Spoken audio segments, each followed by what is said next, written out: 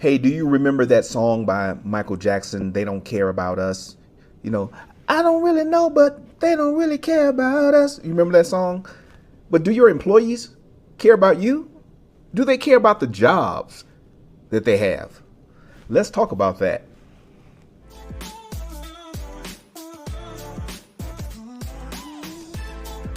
Well, wake up leaders. This is Glenn Guyton, your cultural futurist and keynote speaker, helping you to unlock the power of your people. It is time for our executive coffee break. I don't even have a beverage today, but you know what? They say that you can't choose your family, but you can choose your workplace culture and your beverage, of course. So whatever you're drinking today, I hope it's good. I hope it's delicious. But my goal is to equip you with effective strategies to foster a culture of innovation, reduce workplace stress, and elevate team performance. If you're watching on YouTube, don't forget to like and subscribe. Let's get into our topic today. I want to talk about the future of employee engagement. What does that even mean?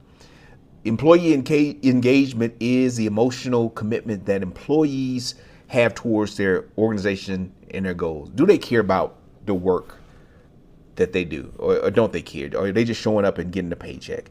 And many of you probably have been in places where employees are just doing enough to get by, and that's not helpful.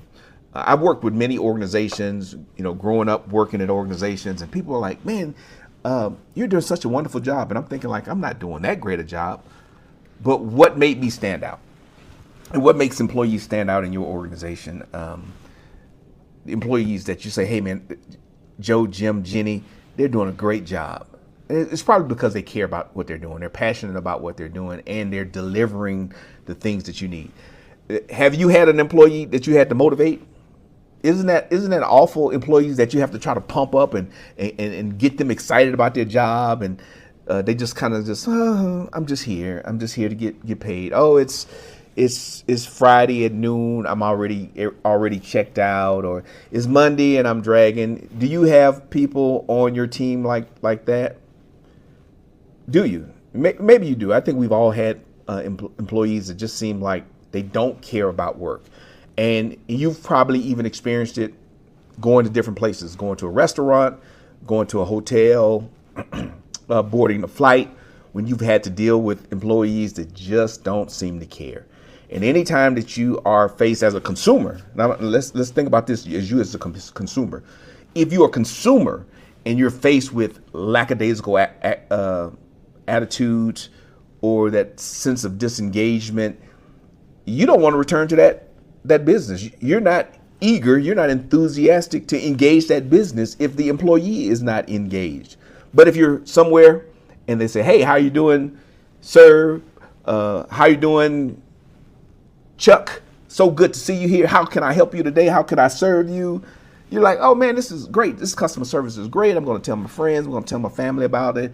And you're excited about the business because the employee is excited about the business. And so as we look at the future of work, how do we make sure that our employees are engaged in what they do? And is that changing based on the transition of baby boomers to Gen X, proud Gen X here, to millennials, to now Gen Z, and coming up here on Gen Alpha? So how do we engage people? And do you need different strategies to engage different demographic groups? Yes, you do. You actually do. Because there are different expectations. And so as we look toward the future, I'm looking toward the future. That's what I'm doing right now. As we look toward the future, how are you going to make sure that this new crop of employees are engaged? Because the things that motivated boomers, it's not going to motivate millennials. And the things that motivate your traditional, maybe American employee may not motivate someone that has immigrated to the United States. And so you have an immigrant population. And again, it doesn't matter what industry you're in. If you're in a blue collar industry or white collar industry, tech industry, and you have people that have immigrated that may not have fully assimilated into the American culture, you may have some challenges of what it means to be engaged, and then how that plays out when you think about the overall dynamics of your team. So these are things that you need to start thinking about, especially if your workforce demographic is changing, and your workforce demographic will change eventually. Again, we have 2030 is this big date. A lot of baby boomers are getting older. They may retire, may not retire, but engaging older employees takes a certain skill set. Engaging younger employees takes a certain skill set, and then knowing some cultural, having a sense of cultural competency will help you engage different types of employees who may have different expectations of how they relate to the boss. So power dynamics is different for different people, generationally, and also with some different cultural backgrounds. What production means. That's a big one, right? And you heard people say, oh, young people are lazy. It doesn't matter what generation it is. Gen X, they said we were lazy. Millennials, they said millennials are lazy. Now millennials are saying probably Gen Z are lazy. And so there are some maturity things that need to happen in the workplace. And of course, again, what are the expectations when it comes to work-life balance? Those are things that we have to ponder, we have to think through. So just a few tips as you start thinking about the future of work and engagement, because we want people mentally present. Yes, that is important. We want people mentally present and engaged in their work. Why? They're going to be more productive, right? They're going to do a better job. They're going to do it with more care. Safety is an issue in some instances. So if you're working in an environment that's unsafe, if somebody's distracted, they're not fully engaged, they're not fully aware, problems happen. So it is important. Engagement is important. If you are, say, hey, in law enforcement, it's important that our law enforcement officers are engaged and properly thinking through how they deal with stressful, life-changing situations and how they engage other people, right? The people that they're responsible for protecting and serving. So engagement is an important thing. So here are just a few tips. Flexibility, that's one thing. Flexibility and adaptiveness. We can't be as rigid moving into the future as we were with baby boomers. We cannot, or even with Gen Xers. You can't be as rigid. You're going to need to adapt. The 40-hour work week is probably, in my opinion, is outdated. Sometimes you may need to work more. Most times you need to work less. How can we save time and give people the flexibility they need? A part of that comes with building trust with your people. And just check out my book on Amazon about that. But building trust is really important. If you trust your employees, trust them to do their jobs. And I know this is going to be different depending on what kind of work you do. But if you trust your people, and I think you should always trust your people, right? Hire good people. But some people take a little bit more work. But building trust is important. And so if you trust your people, trust them to do the job will get done. If you don't trust them and you micromanage them, that's going to show up. Number 2, employee wellness. That's important. Get your people up and moving. Have reward recognition programs. Have a good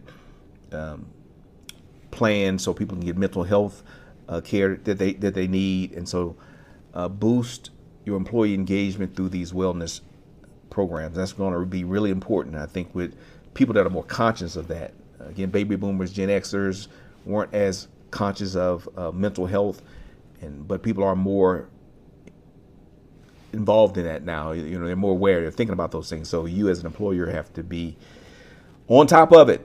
Get ready. Get your systems in place. Get your recognition and reward systems in place so that you can engage these employees. Cultural competency, I talked about that just a little bit. I can't go really deep into that on a short video like this, but it's really important to understand what motivates people. Different people are motivated by different things, different ethnic identity, gender-wise, age-wise, and so there are many different things that motivates people. You have to find out what makes your employees tick. And even if they fall into one of these demographic groups, one of the identity groups, that employee still may be different.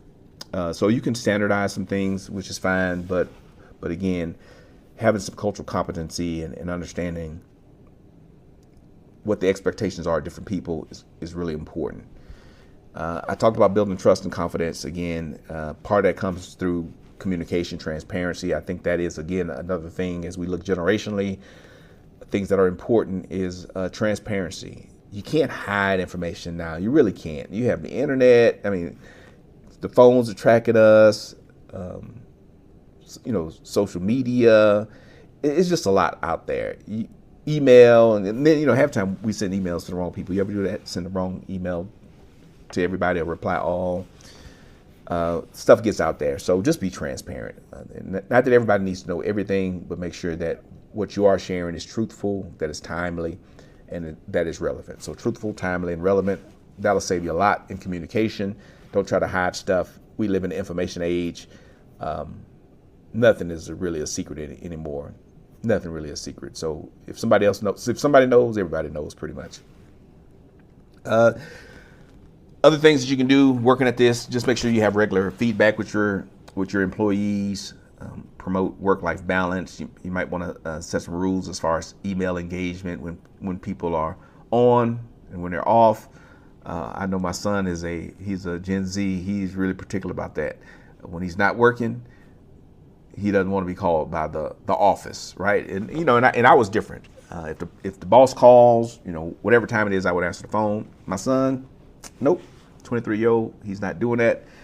So you all don't pay me enough to answer the phone when I'm not working. That's kind of his philosophy. So he works hard when he's at work, but he has boundaries. He has boundaries that I didn't have at his age, and maybe I should have had those boundaries at his age. But he's in the workforce, right? He's at the 23 years old, Gen Z. He's at the beginning of this new workforce. Me, I'm a Gen X, so I still got some time. I still got some years here, decade or so more of work to do.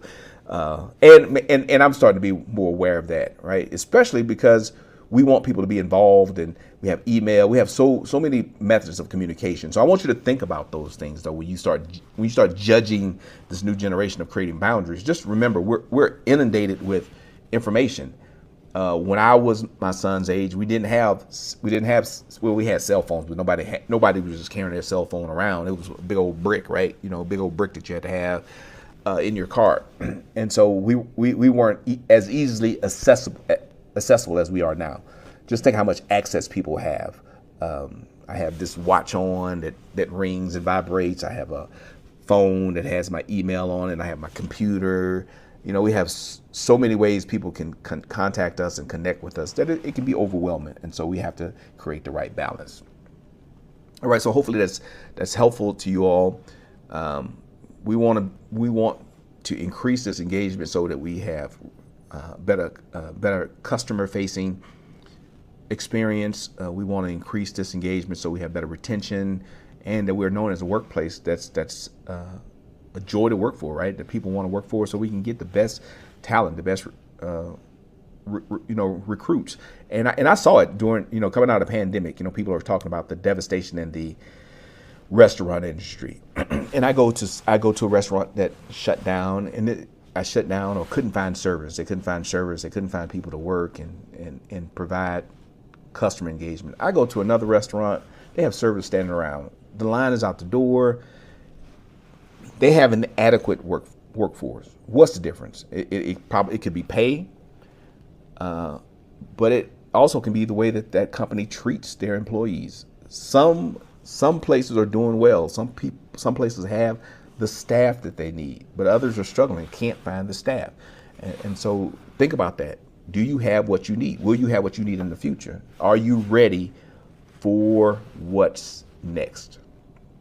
All right, I hope you are, but let's not forget that better leaders get better results. So to every one of you leading the charge for a more supportive and engaging workplace, I leave you with this.